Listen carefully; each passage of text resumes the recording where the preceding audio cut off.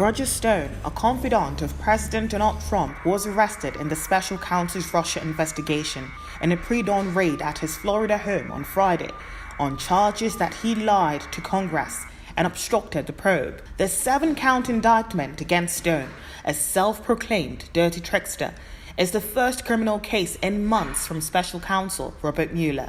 It provides the most detail to date about how Trump campaign associates in the summer of 2016 were actively seeking to politically benefit from the release of hacked material damaging to Hillary Clinton's campaign.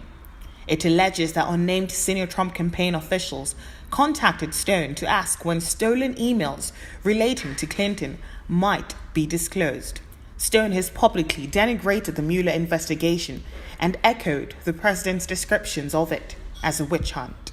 Mr. Schiff has any proof whatsoever that I had advance notice of the source or the content of the allegedly hacked or stolen emails published by WikiLeaks, or that I received anything of the kind, I challenge him to produce it now or shut up. I think most Americans now understand that the Russian collusion delusion is meant to be a distraction from the far more serious abuse of power in which the Obama administration used the authority and the capability of the state through the use of illegal and illicit FISA warrants to spy on Donald Trump's campaign for president and use the FBI to infiltrate the Trump campaign for the purposes of planting faux Russian collusion. The indictment does not charge Stone with conspiring with WikiLeaks, the anti-secrecy website that published the emails, or with the Russian officers Mueller says hacked them. Instead, it accuses him of witness tampering, obstruction, and false statements about his interactions related to WikiLeaks' release.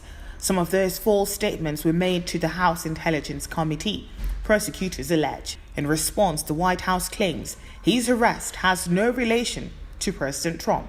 This doesn't have anything to do with the president, doesn't have anything to do with the White House. One question that I would be interested to see is if these same standards apply. The charges that have been brought are about false testimony. If those same standards will be applied to people who we know have given false testimony, and Clapper and Clinton and others that are in a similar position, I'd be interested to see how that plays out. But of course, in response to Stone's arrest, President Trump made his way to Twitter, calling it the greatest witch hunt in the history of the country. But House Speaker Nancy Pelosi has expressed concern over the company Donald Trump keeps. It's very interesting to see the kinds of people that the President of the United States has surrounded himself with. This connection to the integrity of our elections is obviously something we have to get the truth about.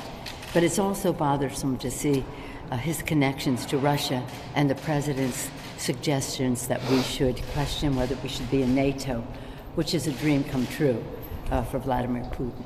Stone is scheduled to appear in court in Florida later on Friday. Folake Adesugba for Rise News.